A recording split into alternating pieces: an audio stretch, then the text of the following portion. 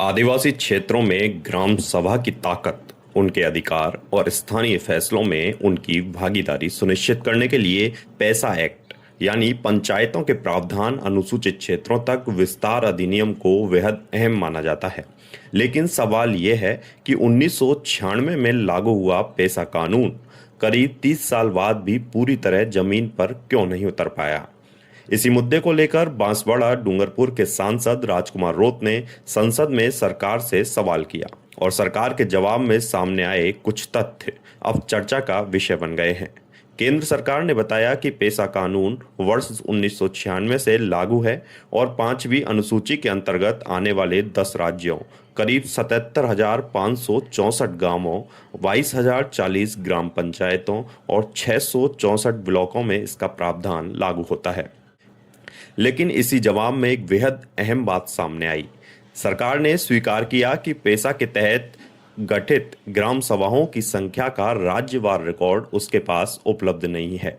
यानी सवाल सीधा है, जब कानून के क्रियान्वयन और निगरानी की बात होती है तो सरकार के पास यह जानकारी क्यों नहीं है कि वास्तव में कितनी ग्राम सभाएं सक्रिय हैं और उनकी स्थिति क्या है। मामला यहीं खत्म नहीं होता।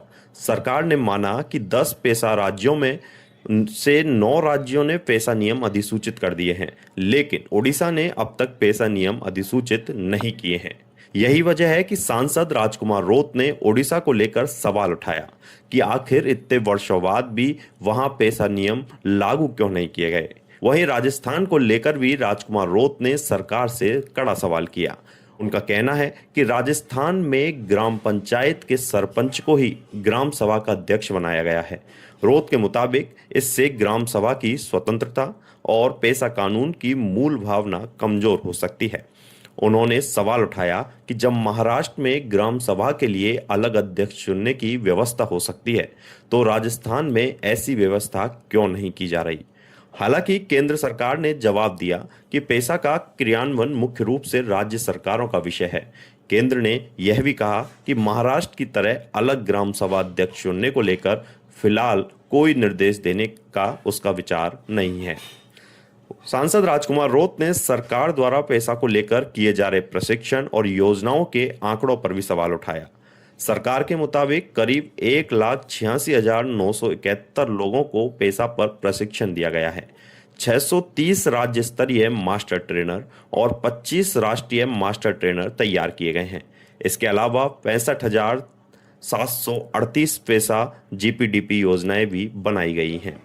लेकिन राजकुमार रोत का सवाल है, अगर इतनी बड़ी कवायद की भी जा रही है तो फिर सरकार के पास यह जानकारी क्यों नहीं है कि देश में पेशा के तहत वास्तव में कितनी ग्राम सभाएं सक्रिय हैं और उनकी स्थिति क्या है। उसका कहना है कि अगर केंद्र सरकार पेशा राज्यों की रैंकिंग, प्रशिक्षण, सूचकांक और योजनाओं की निगरानी कर सकती है तो फिर ग्राम सभा की वास्तविक स्वायत्तता सुनिश्चित करने की जिम्मेदारी से पीछे क्यों हट रही है।